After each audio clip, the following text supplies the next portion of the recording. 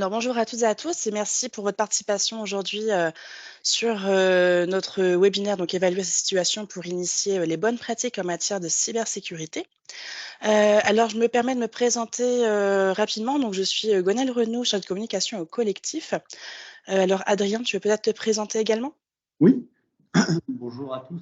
Adrien Petit, donc je suis directeur, directeur informatique dans le médico-social au sein d'une association qui s'appelle La Vie Active, qui regroupe plusieurs typologies d'établissements du médico-social.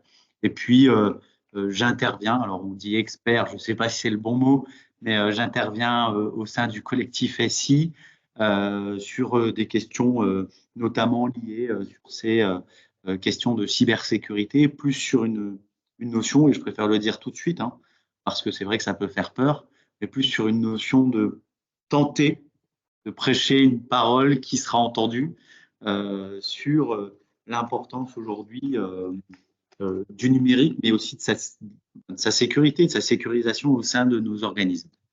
Voilà. Merci.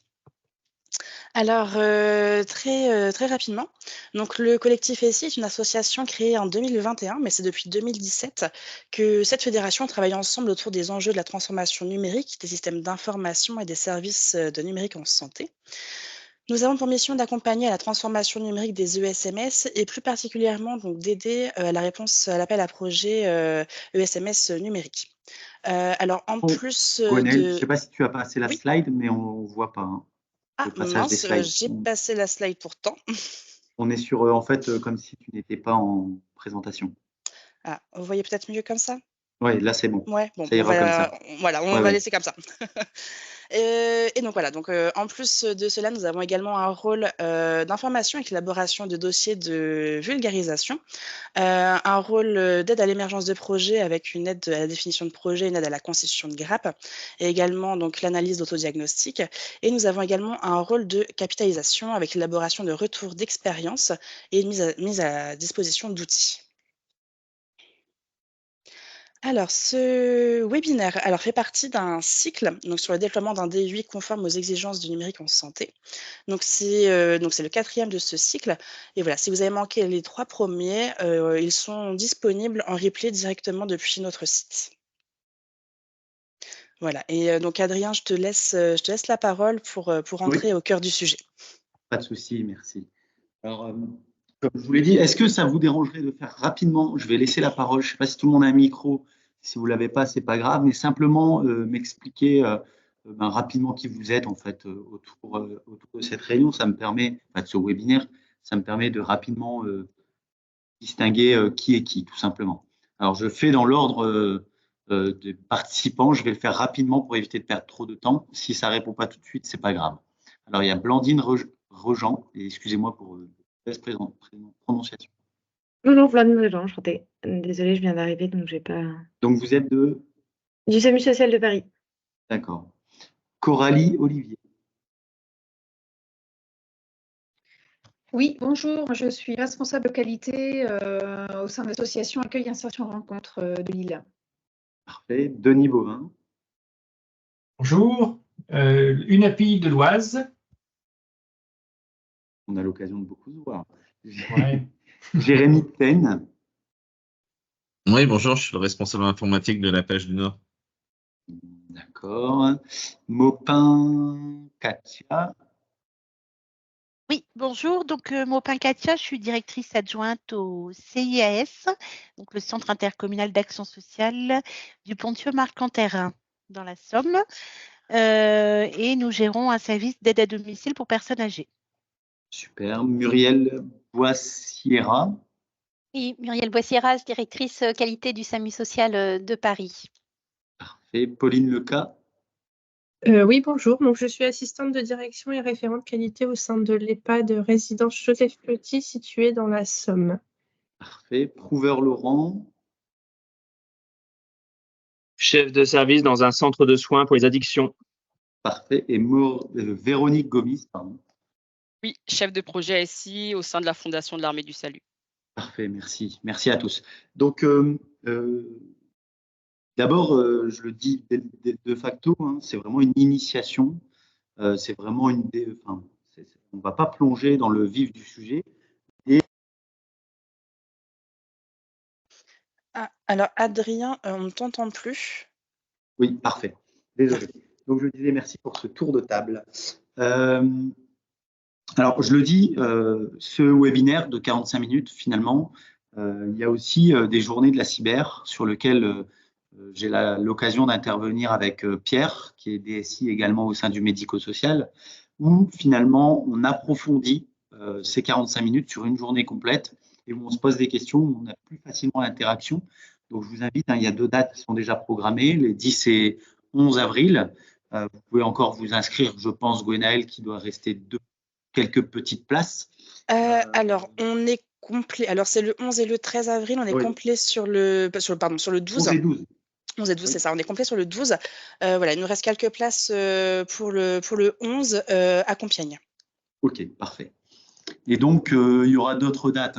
Ça, c'est une certitude de planifier au cours de l'année. Et là, c'est finalement une mise en bouche, si je puis dire, de ce qu'on va balayer autour de la cybersécurité lors de ces journées.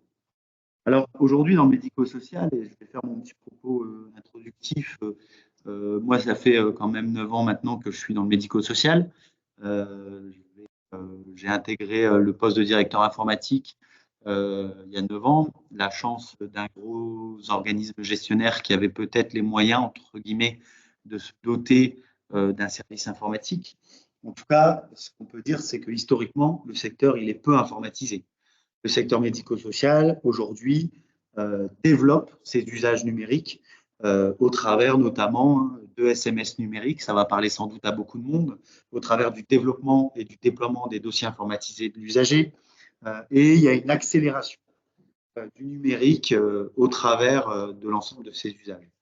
Qui dit accélération de l'usage des outils numériques, du déploiement de l'informatique finalement dans nos secteurs, dit forcément possiblement cyberattaque, dit possiblement de plus en plus paralysie de systèmes d'information au sein de nos structures et organismes gestionnaires. Et finalement, c'est de se dire comment je peux me prémunir, ou en tout cas tenter par des actions assez concrètes et simples d'éviter qu'un incident survienne. Et puis si un incident survient, et bien finalement le fait de ne pas être préparé, c'est encore plus dramatique entre guillemets s'il y a un incident cyber qui survient et qu'on n'est pas préparé au sein de ces structures, de son établissement, que ce soit un EHPAD ou un service d'aide à domicile comme je l'ai vu autour de la table, ou que ce soit un organisme gestionnaire. Et donc, je ne vais faire finalement dans ce webinaire que tenter de poser 13 questions très rapides que je ne vais pas avoir l'occasion d'approfondir aujourd'hui et qui vont permettre de vous positionner demain sur votre maturité cyber au sein de votre organisme. Les 13 questions que je pose, je ne les ai pas inventées au collectif. C'est issu de l'Agence du numérique en santé, qui finalement, au travers d'un guide cyber, qui s'appelle la cybersécurité pour le social et le médico-social en 13 questions, nous interpelle et nous interroge. Outre poser des questions, elle nous donne aussi, ce guide nous donne finalement des pistes et des niveaux qui vont de 0 à niveau 4 de maturité au sein de nos structures, nos ESMS. Alors vous allez me dire, oui, mais de toute façon, dans nos établissements, les attaques cyber, bon, il n'y en a pas.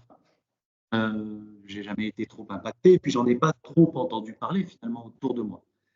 Alors là, c'est une grave erreur. Bon, d'abord, on en parle de plus en plus à la télé pour les établissements de santé. On le voit bien, le dernier en date qui a fait grande vague, c'est le CH d'Armentières. On va revenir sur l'incident qu'il y a eu, on attend toujours l'analyse, mais n'empêche qu'aujourd'hui, ils sont toujours paralysés. Et croire que dans le médico-social, ça n'arrive pas, c'est pareil, c'est faux. Je peux citer de tête, et je ne donnerai pas les noms, mais l'année dernière, il y a déjà eu 2 organismes gestionnaires qui ont été complètement paralysés.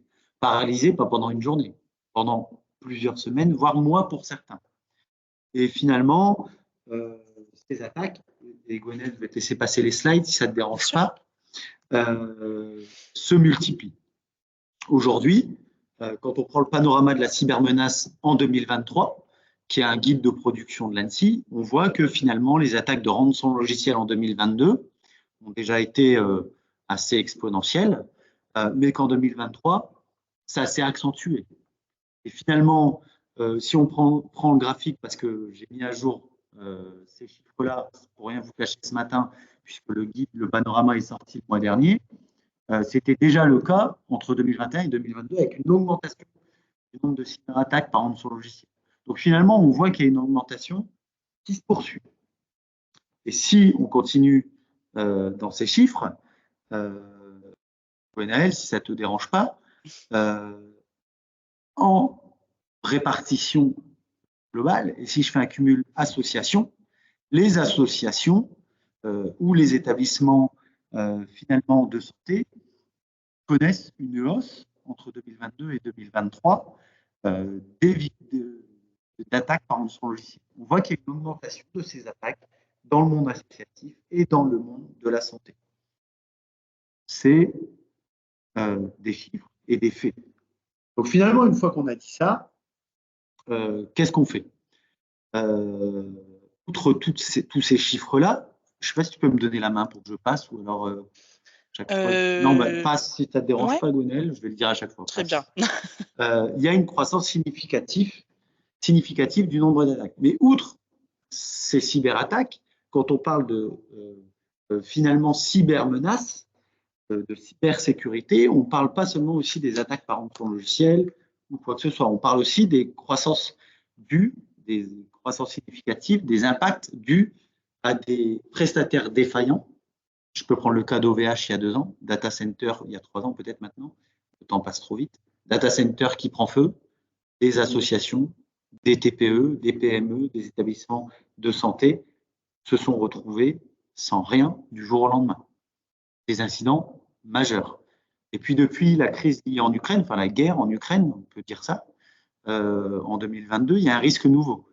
C'est qu'on a des attaques qui sont beaucoup plus structurées, des attaques para-étatiques, ce qu'on appelle des attaques para-étatiques, où on réclame même plus d'argent et on évolue vers une destruction du SI. Donc on appelle ça finalement du sabotage. Donc le gain financier, l'espionnage, la déstabilisation, ça reste les principaux objectifs des attaquants. Bon, on se fait peur, on se dit ça, là on s'est fait bien peur, mais finalement qu'est-ce qu'on fait? Que faire? Et passe si tu veux bien, Gwenaël, que faire? Comment s'en protéger? En plus, on ne va pas se mentir, dans le monde du médico-social, des services informatiques, il n'y en a pas beaucoup. Rien que dans les Hauts-de-France, j'ai des chiffres des Hauts-de-France, on a quelques milliers d'établissements et d'organismes gestionnaires. On a des établissements, des EHPAD qui sont seuls parfois, et où le directeur ou le responsable qualité doit, en plus de ce qu'on lui a imposé sur le RGPD, en plus du référent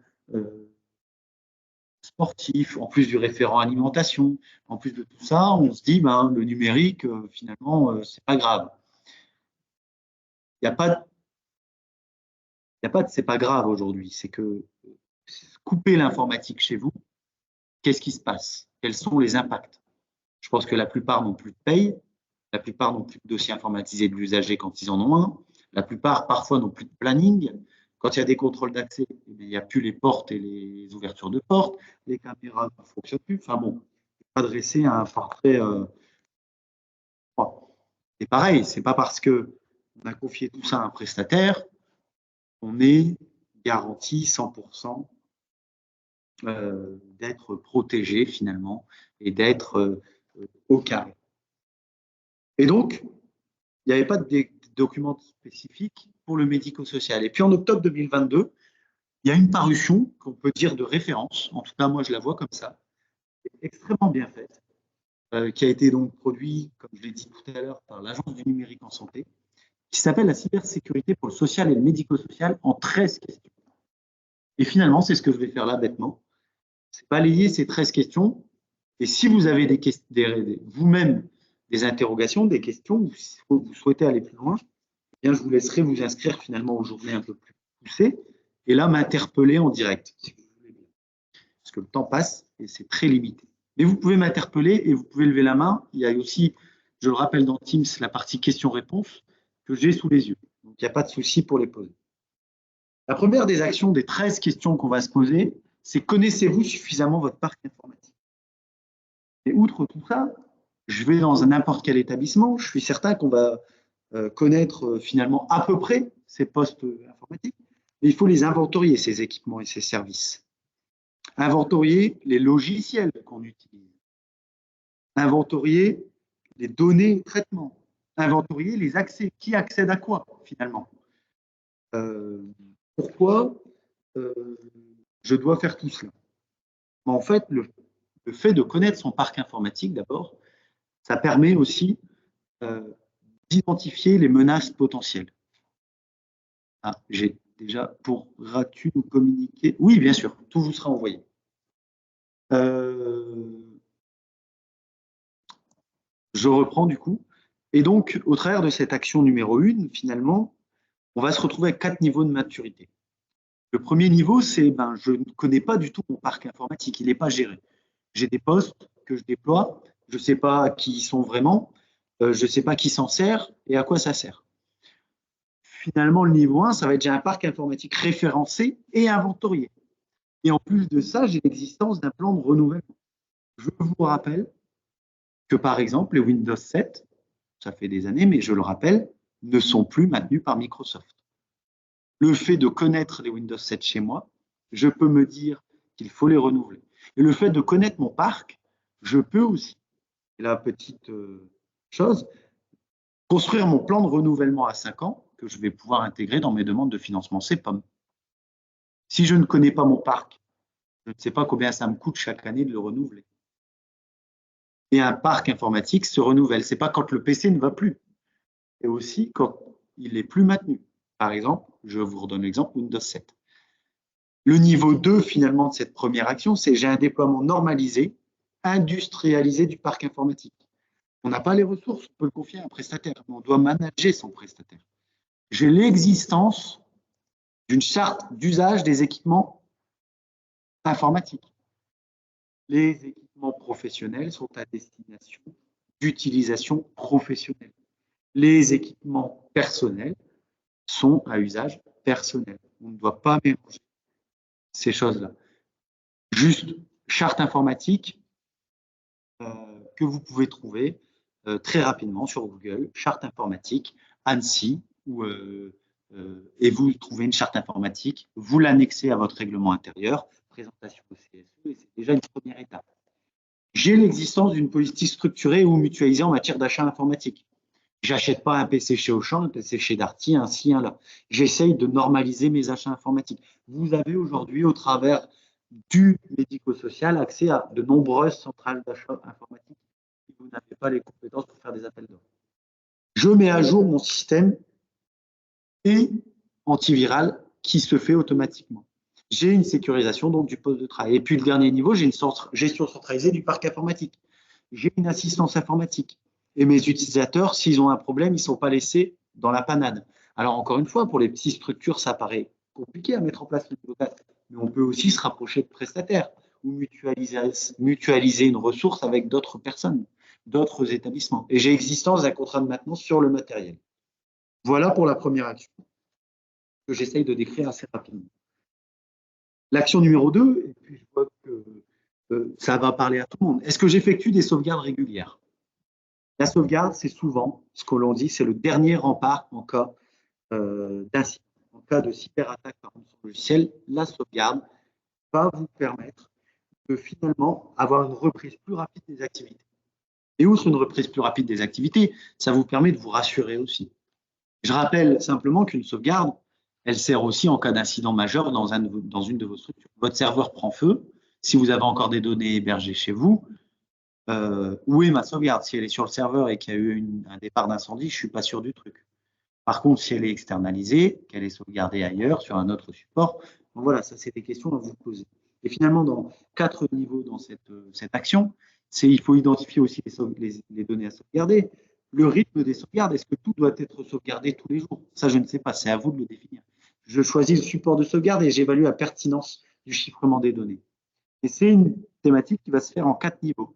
Si vous gérez la thématique niveau 0, ensuite, il faut créer vous avez l'existence d'une politique de sauvegarde et de conservation des données. Conservation des données. Vous faites le lien aussi avec le règlement général de la protection des données. Combien de temps vous devez conserver certaines données?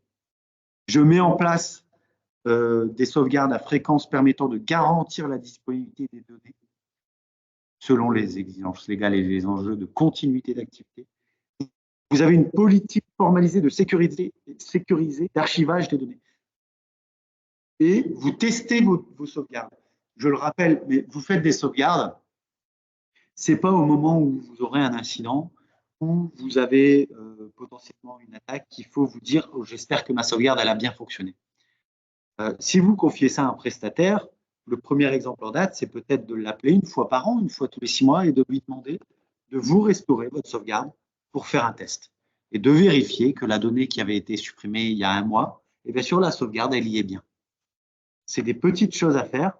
Souvent, on confie ses sauvegardes, on confie la gestion de son parc, et puis on s'en soucie plus. Mais c'est quand même, c'est votre responsabilité, je le dis, hein, de vous soucier que les sauvegardes se font de manière efficiente et efficace et qu'on peut les restaurer en cas d'incident. Donc, deuxième question qu'on vient de se poser, est-ce que vous effectuez des sauvegardes régulières? On va passer du coup à la troisième action, les mises à jour. Les mises à jour, ça va parler à tout le monde, c'est les mises à jour, c'est est-ce que votre matériel informatique est à jour? Est-ce que votre parc est à jour? Être à jour, ça ne veut pas seulement dire être à jour au niveau de son poste de travail. C'est tous nos équipements, est-ce qu'ils sont à jour? Je prends l'exemple des bornes Wi-Fi. Les bornes Wi-Fi, il faut savoir que ça se met à jour. Il y a des failles de sécurité qui sont découvertes sur les bornes Wi-Fi tout le temps. Enfin, tout le temps, ça dépend des constructeurs, mais il y a des mises à jour à effectuer pour se prémunir de cela. On va sur le site de l'ANSSI et vous avez vous avez tous les jours en fait des publications des éditeurs qui vous disent attention, tel équipement doit être mis à jour puisqu'il y a une faille de sécurité critique. Et finalement, appliquer ces mises à jour, c'est aussi faire l'inventaire, et on rejoint l'action numéro 1, hein, votre parc informatique, l'inventaire de votre parc informatique. C'est au travers de cet inventaire, c'est finalement est-ce que j'ai des composants obsolètes qui ne sont plus supportés par les fabricants et qui doivent être donc changés. Je reprends le cas des postes Windows 7. Si un poste est sous Windows 7, il doit être changé impérativement. Il n'est plus maintenu par Microsoft. Il n'y a plus de mise à jour de sécurité depuis maintenant 2 ans. Et puis le niveau 2, c'est je vais suivre mes mises à jour. Et j'ai les dates de fin de support, notamment des logiciels. Par exemple, Office 2013 n'est plus maintenu par Microsoft. Il n'assure plus une mise à jour de sécurité. Et outre le fait qu'il n'assure plus une mise à jour de sécurité, puisque c'est ce qui nous regarde aujourd'hui, il n'est plus compatible non plus, par exemple, avec Office 365. Et donc, vous ne pouvez plus consulter votre messagerie. Elle ne fonctionnera plus si vous utilisez Office 2013, version 1, avec Office 365. Niveau 3, je maintiens un parc logiciel homogène. Le fait d'industrialiser les logiciels utilisés dans vos établissements vous permet de les mettre à jour massivement. Et puis, j'ai une politique de mise à jour des composants du SI formalisée et une utilisation d'outils correctifs sur le parc. J'ai le niveau 4, formalisation d'un plan de maintenance prévisionnel des logiciels qui permet d'anticiper les délais et ressources nécessaires à la migration. Ça paraît basique comme action, hein. Ça paraît même complètement hors sol pour certains, sans doute, hein, beaucoup trop technique. Mais si vous avez des prestataires, c'est des questions à lui poser. À quelle fréquence vous mettez à jour les équipements? À quelle fréquence vous mettez à jour mon parc informatique? Est-ce que vous vous assurez que vos logiciels sont à jour? Voilà. L'action 4, utilisez-vous un antivirus? Paraît basique, hein. Utiliser un antivirus, c'est bien, j'ai un antivirus sur mon poste, mais finalement, est-ce que je le traite? Est-ce que finalement, je le mets à jour, cet antivirus? Est-ce que je m'assure qu'il est à jour, cet antivirus? Est-ce que j'ai vraiment un antivirus sur tous mes équipements? Et puis, quand j'ai une alerte sur un antivirus, qui la traite? Et là, encore une fois, hein, vous pouvez avoir finalement plusieurs niveaux, et je vois que le temps file, mais je ne vais pas à chaque fois les dicter, vous aurez le PowerPoint. Et c'est finalement un antivirus, si je vais dessus, ça se manage. Quand j'ai une alerte, il faut quelqu'un qui sache la traiter. Il faut quelqu'un qui puisse la traiter, cette alerte. Et finalement dire, oui, c'est une vraie alerte de sécurité, donc j'isole cette alerte, je la traite et je supprime le composant, ou non, c'est une fausse alerte. Et donc, c'est pas grave, mais j'ai traité l'alerte.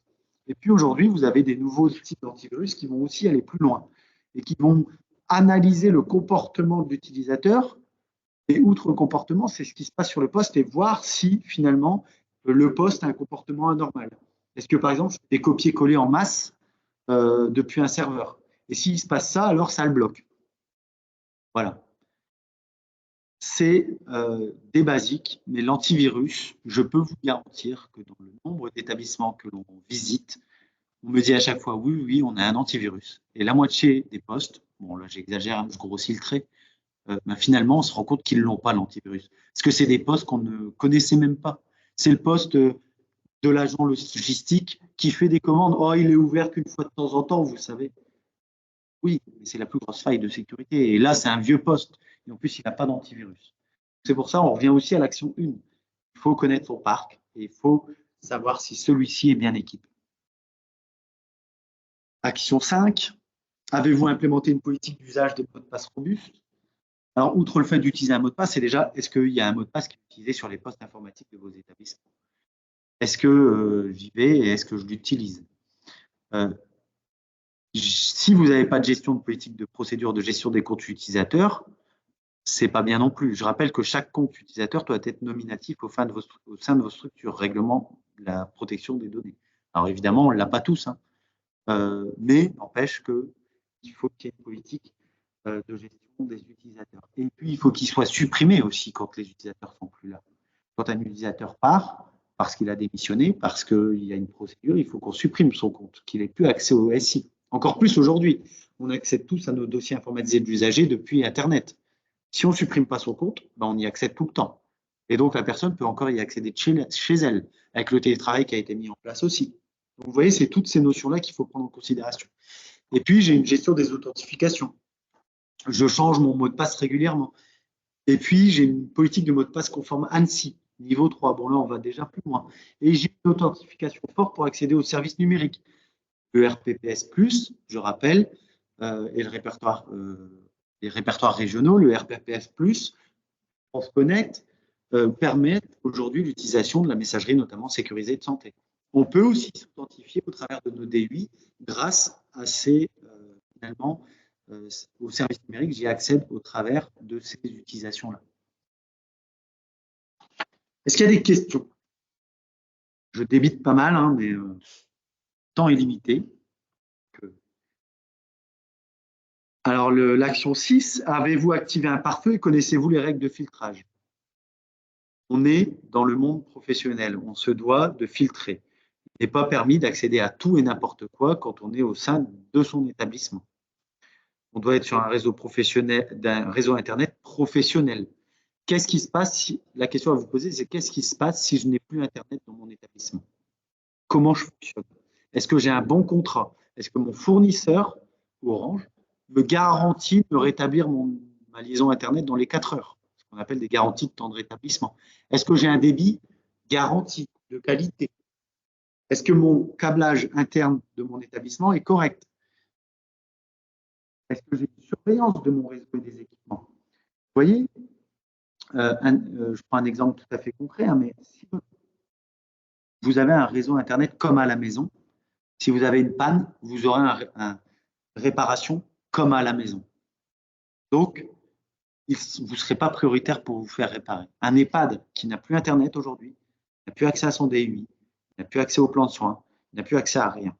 Donc, si on n'a pas des garanties de temps de rétablissement, eh bien, l'opérateur, il fera ce qu'il peut, autant où il veut.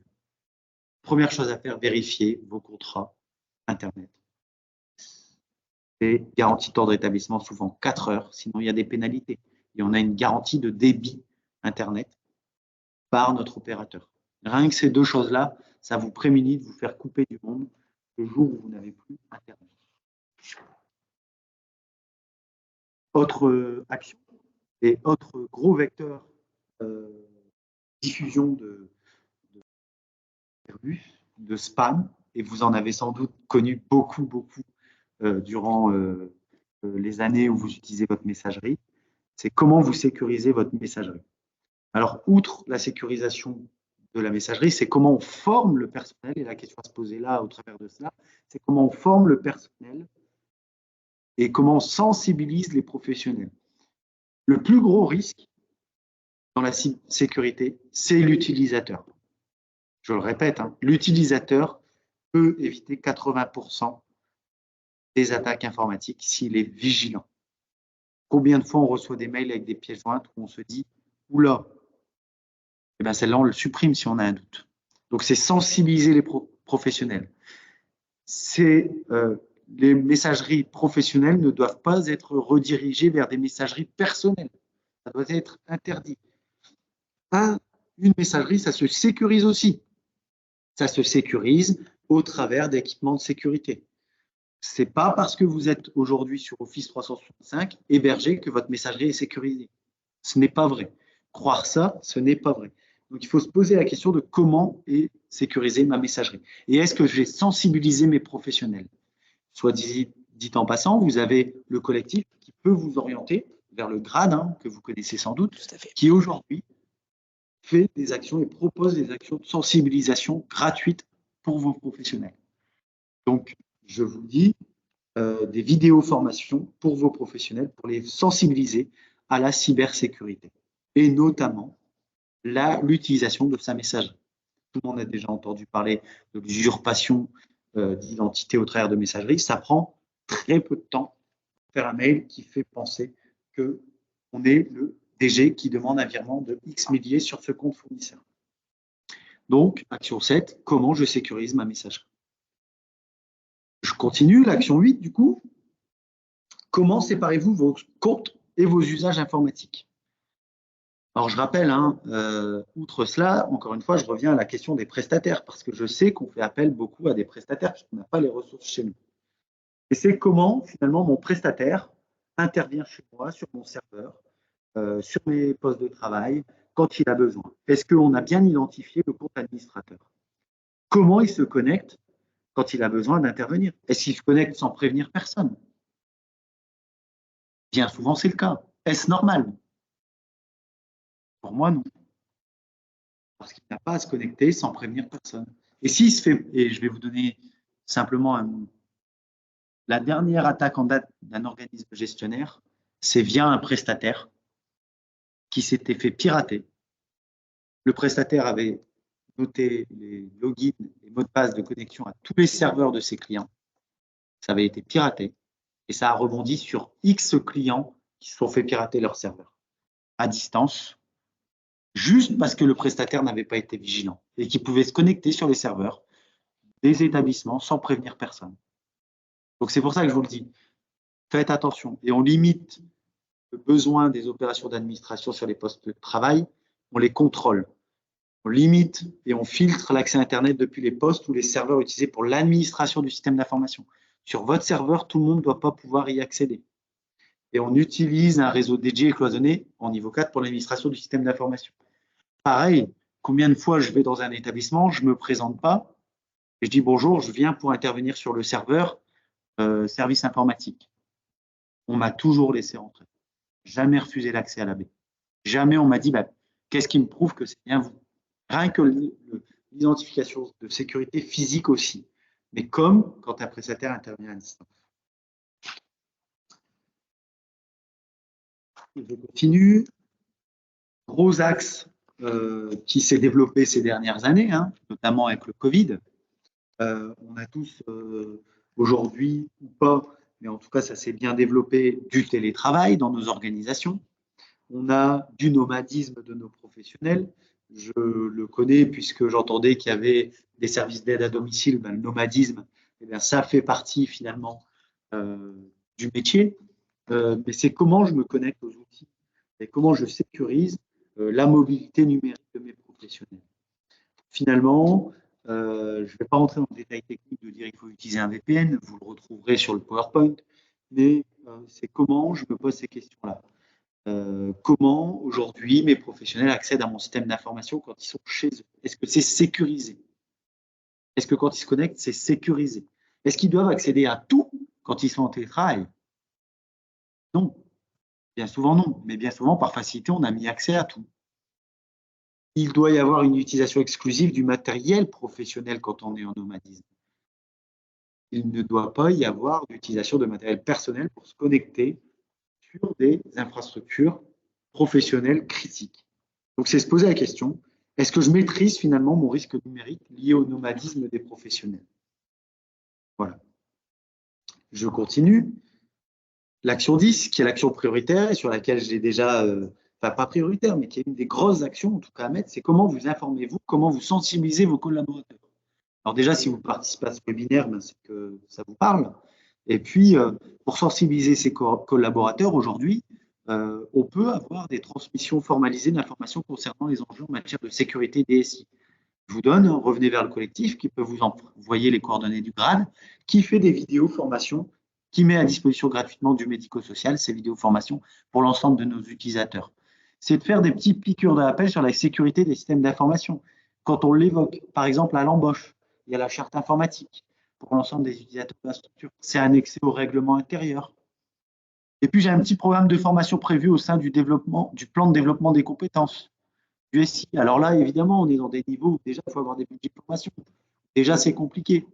Mais par exemple, j'ai eu un super exemple la semaine dernière sur une journée qu'on animait. C'est un établissement, en fait, il prenait un quart d'heure pour faire un petit rappel lors des exercices de sécurité incendie qui sont obligatoires et qui sont bien souvent faits chez nous.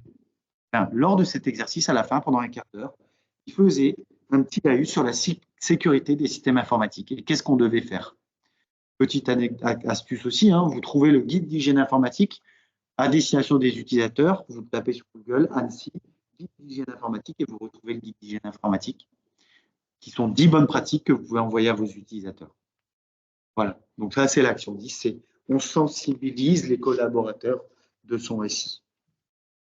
Et puis, l'action 11, hein, malheureusement, et ça va arriver un jour, ça peut arriver à tout le monde. Comment je réagis en cas de cyberattaque? Ce n'est pas quand il y a la cyberattaque finalement qu'on doit réagir. On se dit, qu'est-ce que je dois faire? Qui je dois appeler? Comment je fais? C'est finalement une petite fiche des 4-5 actions à effectuer. Par exemple, et je peux vous les donner, hein, elles sont assez bien tracées par l'ARS, c'est je dois d'abord isoler mon réseau, mais pas éteindre mes machines. Et il y a finalement, la première des actions, c'est je dois débrancher ma box et isoler mon réseau. La deuxième des actions, c'est je dois alerter le responsable ou mon support informatique. D'abord, est-ce que vous le connaissez, votre support informatique, ou votre prestataire, évidemment. La troisième des actions, c'est si je n'ai pas de prestataire, je peux en chercher un sur le site de l'ANSSI. C'est toujours mieux de l'imprimer avant. Ensuite, la quatrième des choses à faire, c'est déclarer un incident sur le portail du gouvernement, sur Social Santé Gouv. Et j'ai un numéro du CERT Santé qui peut m'aider en cas d'incident. Ça, le collectif pourra vous envoyer aussi cette procédure des 4 actions qu'il vous faut imprimer et qu'il vous faut mettre à disposition en cas de cyberattaque. Et puis, ça vous permet de déjà, finalement, avoir un plan d'action établi et de ne pas paniquer. Enfin, si on panique, mais moins. Et puis, j'ai aussi des déclarations à faire dans le cadre du RGPD quand j'ai des incidents. Et donc, finalement, le fait d'imprimer ça, ça nous rassure si on a une cyberattaque demain.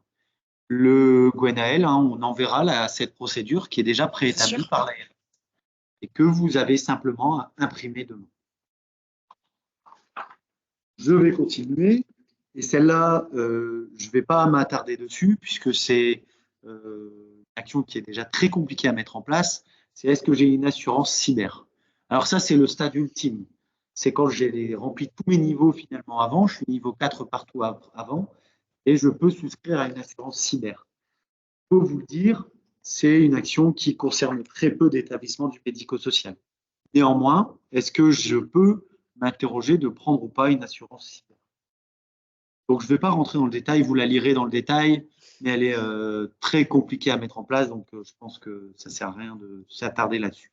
Et puis, je vais terminer par l'action 13, et j'ai insisté au travers de plusieurs des présentations, mais l'action 13, c'est vous travaillez forcément avec des prestataires. Vous travaillez forcément avec des tiers. Vous avez forcément un DUI qui est hébergé. Vous avez peut-être un prestataire informatique qui gère vos serveurs, qui gère votre parc informatique. qui gère tout ça. Mais c'est d'identifier et de décrire dans les contrats les missions confiées à mes tiers. Souvent, on dit ah ben, j'ai pris cette prestation-là et puis j'ai un contrat de maintenance. Oui, mais est-ce qu'il fait vraiment cette maintenance-là tous les jours? Est-ce qu'il intervient annuellement pour mettre à jour les équipements qu'il a mis? Je formalise une liste d'exigences et d'attentes transmises aux prestataires. Je vérifie régulièrement l'atteinte et le respect des exigences de mes prestataires. Pareil, je vérifie régulièrement la certification. Ce n'est pas parce qu'un prestataire vous dit qu'il est hébergement de données de santé qu'il l'est. Il doit avoir un papier qu'il doit vous envoyer. Et je dois le vérifier de manière annuelle. Et puis aujourd'hui, sur le site de l'ANSSI, vous avez une liste de prestataires approuvés, référencés par l'ANSSI, qui se soumettent à une liste de vérification et qui sont classifiés en fait. Est-ce qu'ils sont finalement référencés prestataires ANSSI de confiance? Et puis, cette politique de mise en place avec mes prestataires, je le documente et je l'imprime. J'imprime les coordonnées de mes prestataires, j'imprime les contacts de mes prestataires pour qu'en cas de cyberattaque, je puisse rapidement les contacter. J'en ai fini pour maintenant. Je vous ai sans doute bassiné avec les 13 actions que vous allez devoir mettre en place. C'est très, très rapide. Néanmoins, ce que je vous demande, c'est peut-être de vous inscrire aux prochaines journées où on aura l'occasion de débattre ensemble sur ces actions-là et rentrer surtout dans le détail avec des cas pratiques et des aspects concrets de mise en place de ces actions-là. Merci à tous. Je ne sais pas s'il y a des questions. N'hésitez pas à prendre la parole ou à nous écrire directement dans le chat. Voilà, pour aller plus loin, on vous a mis voilà, donc quelques ressources, donc, dont le guide complet sur les 13 questions, donc le guide ANS, ainsi que le panorama de la cybermenace, donc un document de l'ANSSI. Vous retrouverez également voilà, un QR code renvoyant directement vers notre site, ainsi que le lien vers notre page LinkedIn. Alors voilà, comme je vous l'ai indiqué en début de session, donc il s'agit de notre 4e webinaire sur ce cycle. Le prochain webinaire aura lieu dès mardi sur voilà, évaluer et améliorer la maturité SI dans mon organisme, donc sur l'autodiagnostic ANAP.